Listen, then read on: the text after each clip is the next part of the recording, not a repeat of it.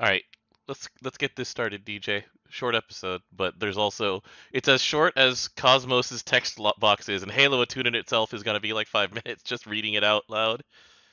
All right, All right, let's get it done. let's get her done. All right, hello everybody, welcome to Granblue Radio. This is episode number 328, uh, named after an Idolmaster song. Like, is this an OG song or is it a console song? I can't remember. I think it was on the. I think it was Yukio's original song, though. Okay.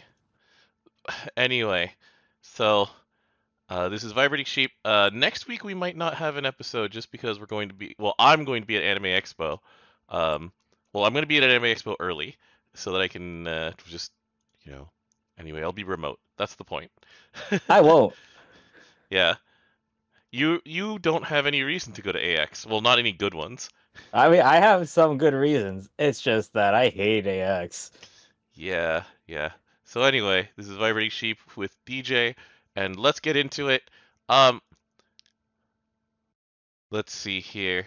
Step 1, we have a new character.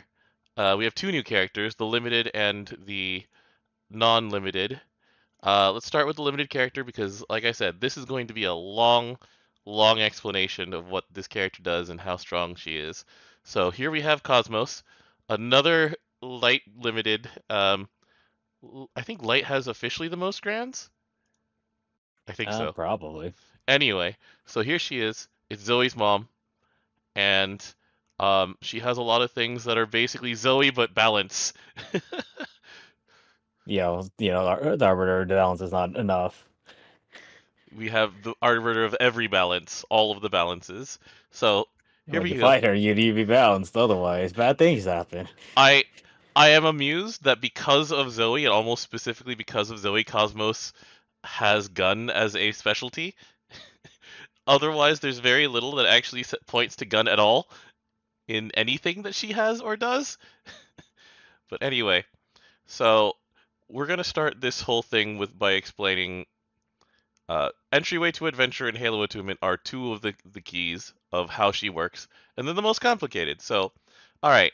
So Halo Attunement, along with everything else that's going on, while Halo Attunement, her skill 3 is in effect, all allies get attack up, defense up, CA specs up, and skill specs up based on how close Cosmos's and specifically Cosmos's HP are to 50%. So the attack up is perpetuity. Is it 30 or is it more? No, it's 20. It's 20. So Okay. so here's the thing. It goes by 10% intervals of above and below 50%. Mm-hmm. So like 60 to 40 is an interval. Mm-hmm. 70, 61 and 30 to 39 are the same interval, etc. And so how much does it go down for being further away?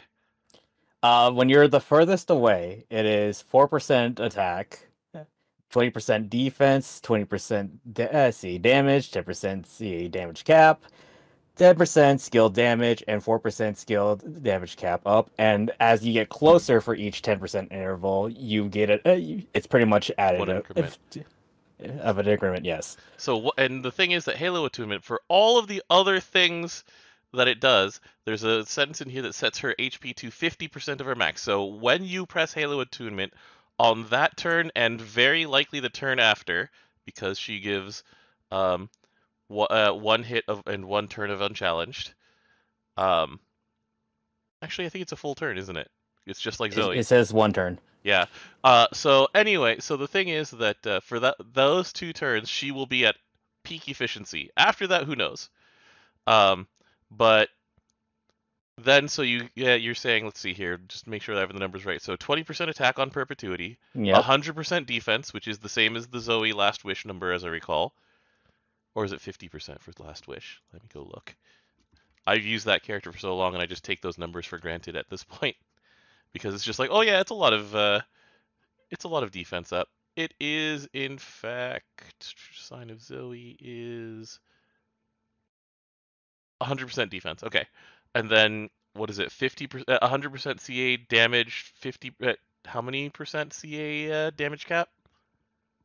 Damage cap will go to 50% 50? on CA. That's higher than normal. Okay, And then skill specs are also up, and that skill spec is, where is that? It'll be 50% skill damage, 20% skill cap.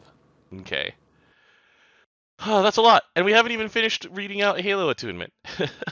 So she gives herself instant CA standby, which will do other things, and um, she, let's see, wait, is the damage immunity just to herself? Yeah, it is. So anyway, so this is a buff to herself. It is then a buff to everybody else passively while she has it. And the whole thing can't be removed, but pressing it again resets the damage and also gives her the CA standby again. So the Halo attunement part doesn't go away. It's all of the other things that you're encouraged to keep pressing, which is great because this is a 15 turn cooldown. It gives her instant CA standby, so it's actually a 14 turn cooldown because she will then equilibrium and all of her skill. Sorry, it's a 12 turn to cooldown. Jeez, the numbers just keep going down because she will CA twice, which then reduces this Halo attunement cooldown again. And so that's the beginnings of the engine. That's just her skill 3 and her second passive. So then her first passive and the rest of her kit are also independent of each other. So Halo Attunement then says the second time she presses it, it also ends the cooldown of everything else, so she gets to press it again. And Yeah, that's pretty cool. she gets to press those red buttons an extra time this turn. So she is going to absolutely crap out damage as soon as she's hit a Halo Attunement that second time. Speaking of hitting Halo attunement, she has the Zoe clause, and also Robamy and a few other characters. One turn cut to Halo attunement specifically skill standby and cooldown when she's been given a light allies buff or healing. And so it's ready in 5 turns. You press 5 heals or whatever, 3 Greya buttons, and then a couple of MC buttons or something, and she has it on turn 1. And then everything starts. This whole engine starts. After that, she's got this whole sweeping detonation, which Yeah, I love that move. It's so great. Getting hit by a sweeping detonation. I lose my meter a lot to this thing. Anyway, so sweeping detonation is all elements of damage, which used to suck and is now affected by her wish renewed passive, which is she ignores all non-light elemental resistances. So Yeah, she doesn't. if your boss is a light favored, but usually what happens is that your damage is cut if you're not on element. Mm-hmm. But this one ignores that. And so the official cap on each of these hits is 240k or so, but then she has entryway to adventure, so by default, it'll be 360 before any of the many, many, many other things you can do to raise skill cap. And then, yeah, it auto activates on charge attacks while she has Halo Attunement up, so she will cast this twice on CA while this is out. It removes a buff. There's a boss fight that's asked you to have all 6 elements after 40%. Yeah, and the thing is that actually that boss asks you for that before that. It just doesn't kill you for not doing it. It only asks you for 3. Yeah. And also sometimes. So she makes Agastia super trivial, pretty much. Well, she also makes it so that you can actually join Agastia past 40%, because normally what happens is that in that fight, you need to, in order to get all 6 elements, you have to summon the robot. You can't summon the robot if you don't break omens, or do a way to delay it during your CA. And you can't do that at this last 40%. And it's always the same omen, which is the 6 elements thing. So she just takes care of that raid for you. And then the other part of this blast erasure, so she gives minus DA, minus TA, stackable. All the way to 40%, pretty good. Always nice. She gets 20% meter, and while Halo Attunement is out, she gets auto activate on normal attacks. So here's the thing: she has Halo Attunement up on, say, turn 2.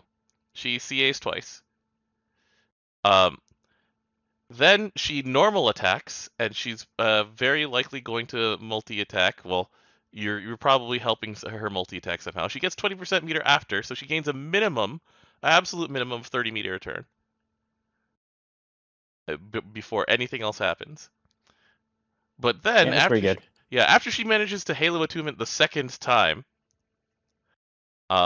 then she gets to hit this thing twice in a turn, so that's 40% meter, and then another 20% for attacking the turn after that she double CAs. So this whole thing is a huge, huge amount of everything. She does a lot of damage. Well, the extra meter is not going to matter because that turn you're already full meter. Right, but the turn after that, when she still has Halo Attunement on, then she gets, so she's got. Oh wait, you're right. Yeah, no, that doesn't You're care. right. So it doesn't care. All right. My bad. I got a little carried away.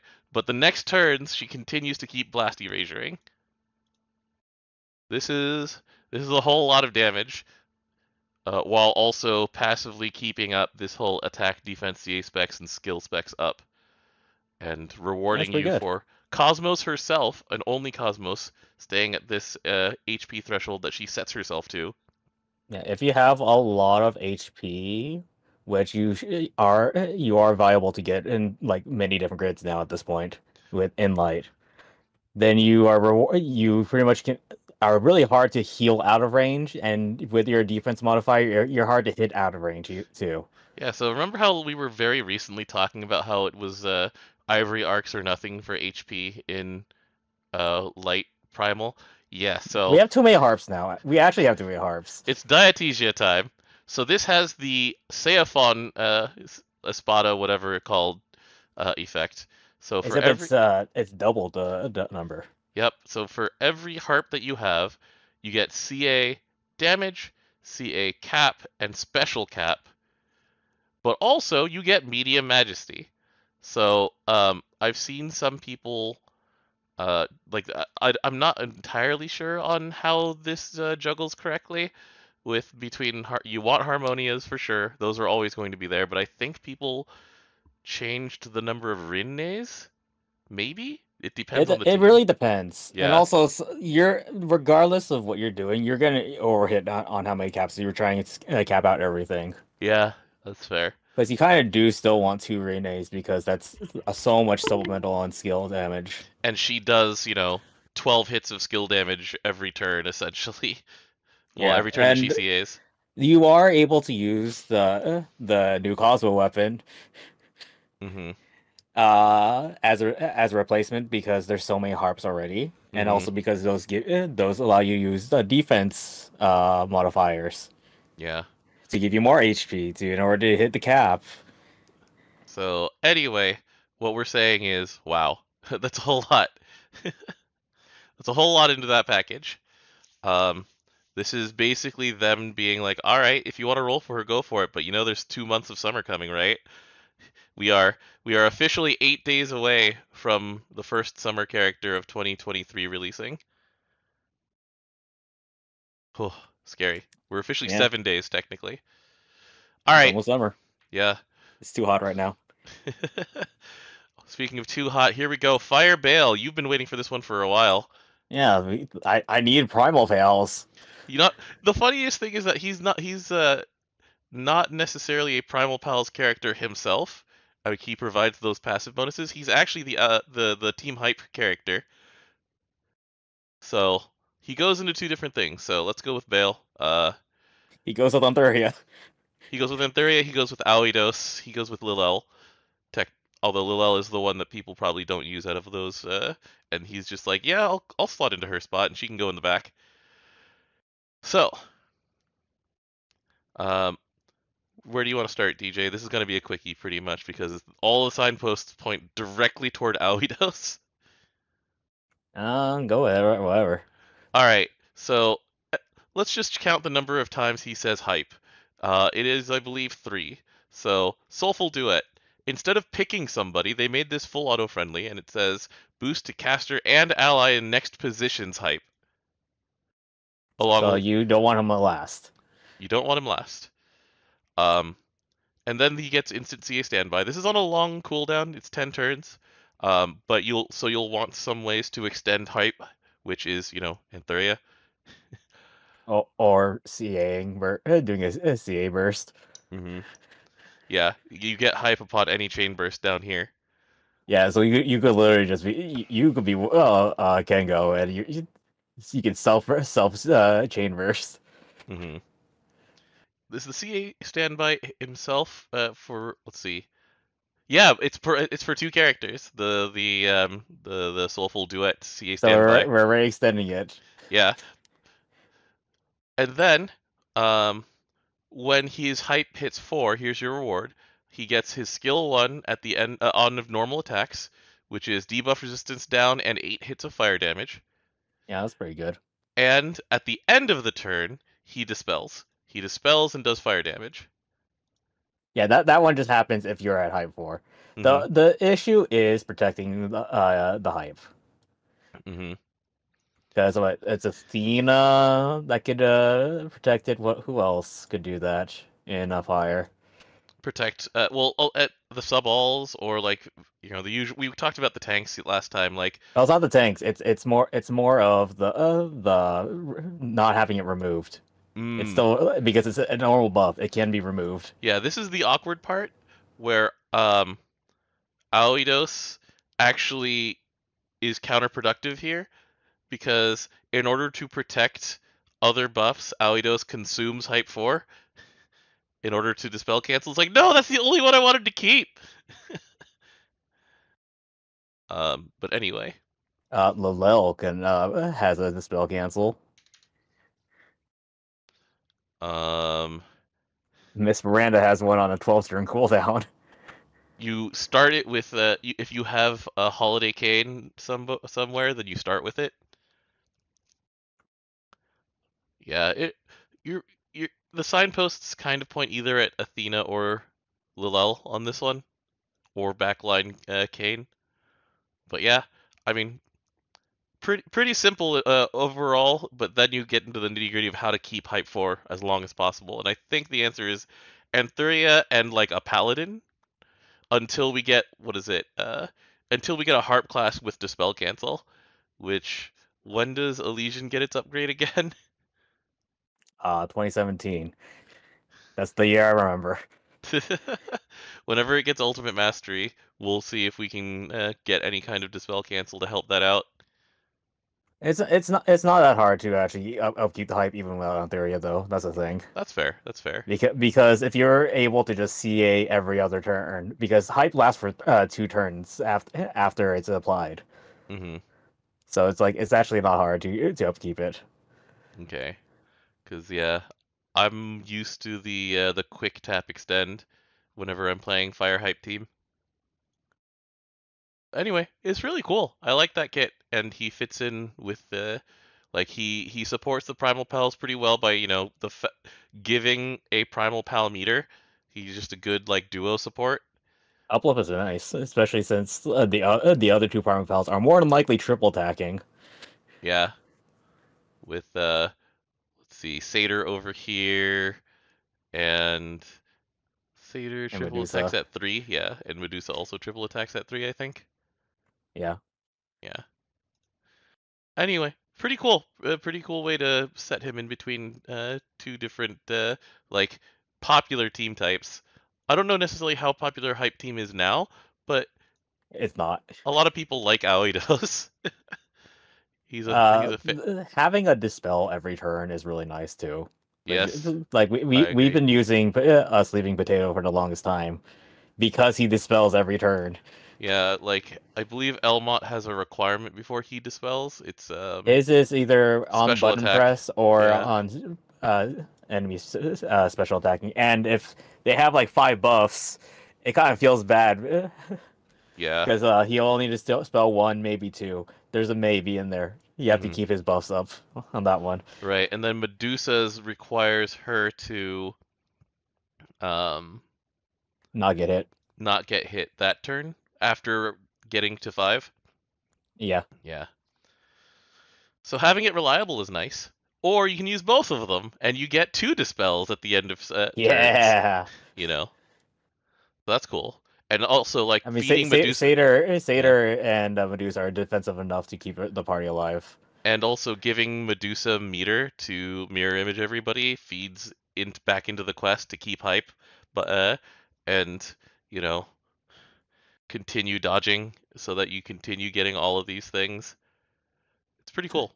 I like the Yeah, design. it's pretty good. Cool. Anyway, that's it. Next week I'll be in LA. I'll let you know if I bring anything that's capable of streaming. I'll probably be working while I'm down there until then, and then we'll talk about what. Oh, Elysian already got its ultimate mastery. I totally forgot that. Wow. Wow. Yeah, it isn't the one that gives it a nuke. Yeah. I remember that. I remember calling that. Yeah, you're right. That's right. Oh, so it's up to Rising Force to get Dispel Cancel to try and protect hype. I don't think Rising Force should get a lot of things. I think that class is really good. Yeah, I think Rising Force also just plain gives hype out on Chain Burst as well, doesn't it? I thought it was on skill 1. Is it? Like, Oh, it's skill. It's the skill one I don't upgrade. remember. It is I don't skill one. remember. It's the skill one upgrade. Yeah, but you need to protect the hype. Yeah, you still don't protect the hype. You just reapply it.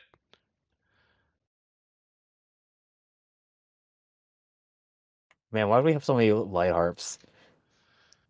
They started with the harp of the teachers and it's just been going since then. Oops, I missed Siegfried going into side stories. Oh well. Hey, Siegfried's Inside Stories, guys. Siegfried's side stories. Collect your 350 crystals. I've done it. All right. Anyway, see you next week. Maybe 2 weeks at the latest.